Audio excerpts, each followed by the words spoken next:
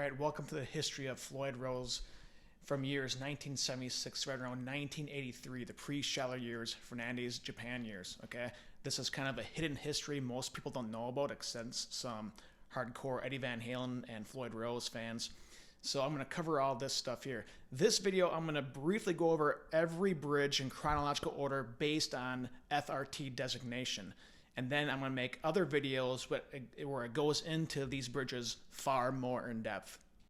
I'm also going to cover post-1984 Fernandez FRT style Floyd Rose bridges. This helps with so there's less confusion when talking about the Schaller transition and Fernandez transition in 1984.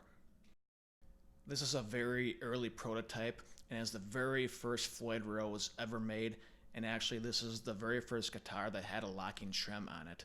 Floyd Rose made this for one of his bandmates of the time. You can actually go see this guitar at the House of Bizarre Guitars in Reno, Nevada. This is the FRT1, the very first production Floyd Rose ever.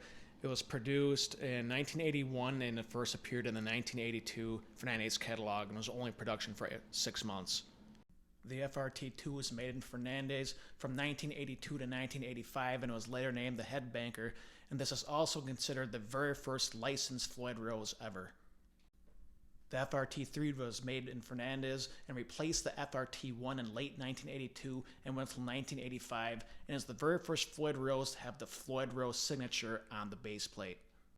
This is a German Schaller made FRT3 that was produced right around 1984, and you could actually see it being put on guitars today. Prototype FRT4 without the Floyd Rose signature, and also considered the first Floyd Rose with fine tuners, but they were vertical straight up and down, made in 1982-ish by Fernandez, and Eddie Van Halen also played one of these on his 1992 Frankenstrat, but it was gold. You can tell the saddles have an oval style shape to them where the string passes through. This is a production FRT4. These were only made for 4 months, and it's exactly the same as the prototype, but as you can see, this one has a Floyd Rose embossed logo on it. Production FRT4, exactly the same from the last one I showed you from the 1983 catalog, but this one has a slightly different saddle design.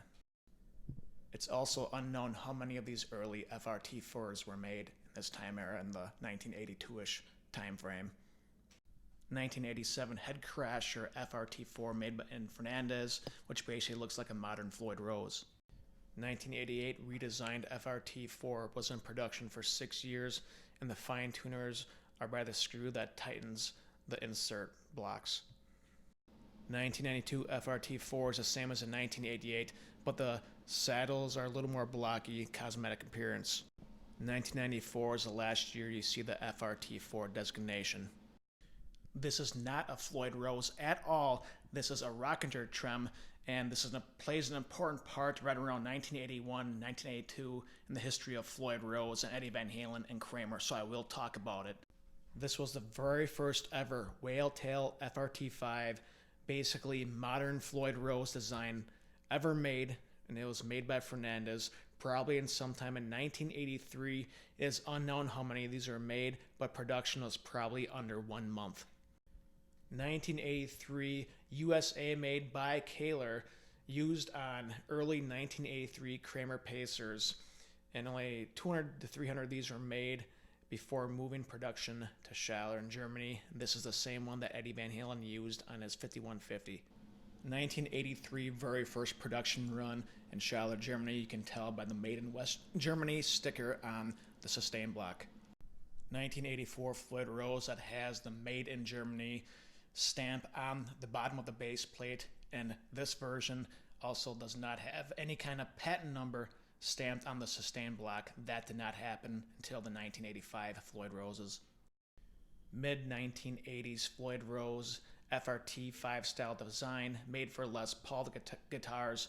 I don't have a lot of information on these, but they're probably made during the Kramer years. 1987 Fernandez FRT5 relabeled as the Headcrasher. 1988 Fernandez FRT5 redesigned with the fine tuners around the bolts that tighten the insert blocks. This version lasted until 1991 or 1992. 1994 Fernandez FRT5 Pro. This lasted until 1996. String through Floyd Rose 2, made sometime in the mid-80s probably by Schaller. You can see this on Kramer, Striker, and Focus guitars. This Floyd Rose 2 is the locking version, probably made by Schaller in the mid-80s, but I'm not 100% sure. Floyd Rose 3 was probably made in the mid-80s, and it's actually really similar to Fernandez FRT6. I don't really know much about it, but it's a string-through model. Fernandez FRT6, made from 1985 to 1992. This is a string-through model and an updated version of the FRT2. Fernandez FRT9, made from 1986 to 1987. It's exactly the same as the FRT6, but you have the ability to lock it in place with this piece underneath it. Last Floyd Rose stamped Fernandez to come out of Japan, made in 1984, though I've heard it was 1985, released for only 1 year. Fernandez called this their FRT7.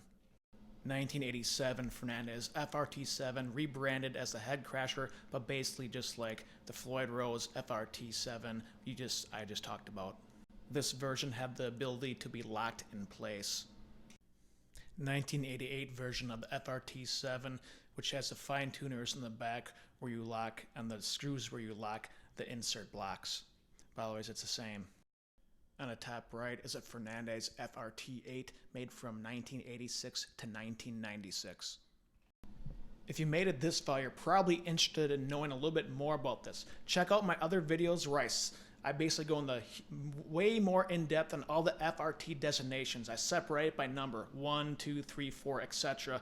and talk about the full in-depth Floyd Rose history that he has never talked about and you can't really find in a lot of the interviews. So check it out, and maybe you have information that you can provide in the videos and comment below. Thank you.